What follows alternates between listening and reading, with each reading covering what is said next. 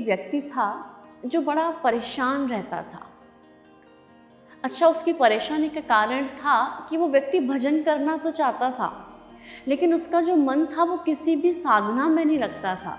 बड़ा चिंतित रहता था कि कैसे इस मन को भगवान के चरणों में लगाऊं, कैसे इस भजन को साधना में लगाऊं, क्योंकि ये मन बड़ा चंचल है। मन को वश में करना था बेसिकली उस व्यक्ति को, लेकिन मन कहाँ कंट्रोल में आ रहा था। अब व्यक्ति बड़ा दुखी, बड़ा परेशान, तो रोता हुआ गुरुदेव के पास गया और गुरुदेव से कहा, गुरुदेव मेरी बहुत इच्छा है कि मैं साधना करूं, मैं भजन करूं, लेकिन देखिए ये जो मेरा मन है ना, ये किसी भी भगवान की साधना में नहीं लगता है।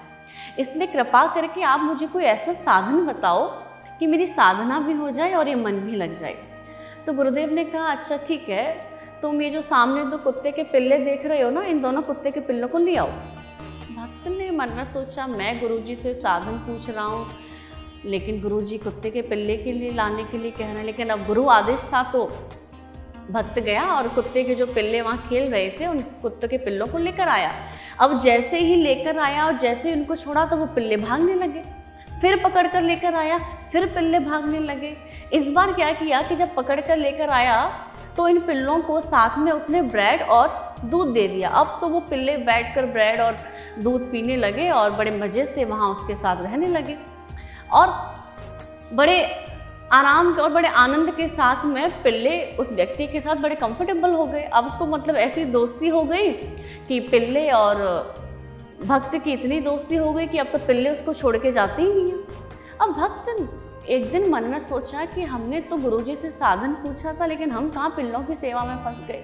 अब भक्त फिर से गुरुदेव के पास गया और गुरुदेव से बोला, गुरुदेव हम तो आपके पास साधना के लिए कोई साधन पूछने के लिए आए थे, ये मन बस में कैसे हो कोई साधन हमें बताइए। हम तो साधन पूछने के लिए आए थे, लेकिन आपने कहाँ हमें पिल्लों की सेवा में लगा दिया।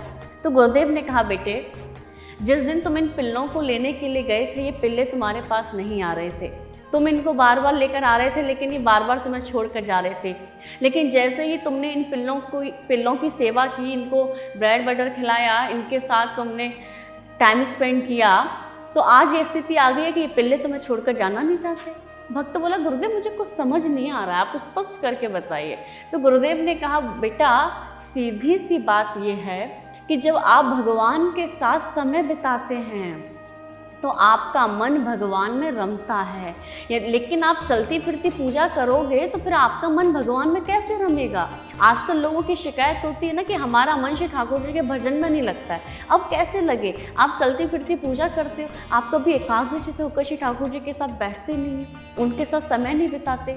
जब तक आप भगवान के साथ समय नहीं बिताएंगे तब तक आपका मन भगवान के मधुपान कैसे करेगा, भगवान के रस का पान कैसे करेगा। और जब तक रस का पान आपका ये मन नहीं करेगा तब तक श्री ठाकुर जी के चरणों में आपका मन नहीं लग सकता।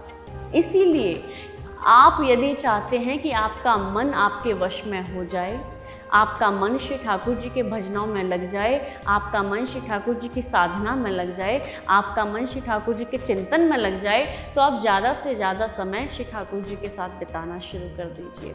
जब आप ज़्यादा से ज़्यादा समय श्री ठाकुर जी के पास बैठेंगे, जब उनसे चर्चा करेंगे, उनसे संवाद करेंगे, उनसे अपने दिल की बात कहेंगे, तो एक दिन ऐसी स्थिति आ जाएगी कि आपका जो मन है वो श्री ठाकुर जी के चरणों में हमेशा हमेशा के लिए कैद हो जाएगा। और देखिए संत जन कहते हैं कि एक बार यदि व्यक्ति का मन भगवान के चरण रूपी पिंजरे में कैद हो जाता है ना, तो फिर लौट कर कभी नहीं आता है। लेकिन आवश्यकता है कि एक बार ये मन लग जाए, और ये अवश्य लग जाएगा। जब आप इस मन को लगाएंगे तो ये ज़रूर लगेगा। इसलिए मन को वश में करने का एक यही तरीका है कि ज़्यादा से ज़्यादा श्री ठाकुर जी के साथ समय बिताइए। ये मन अपने आप श्री ठाकुर जी में रमने लगेगा।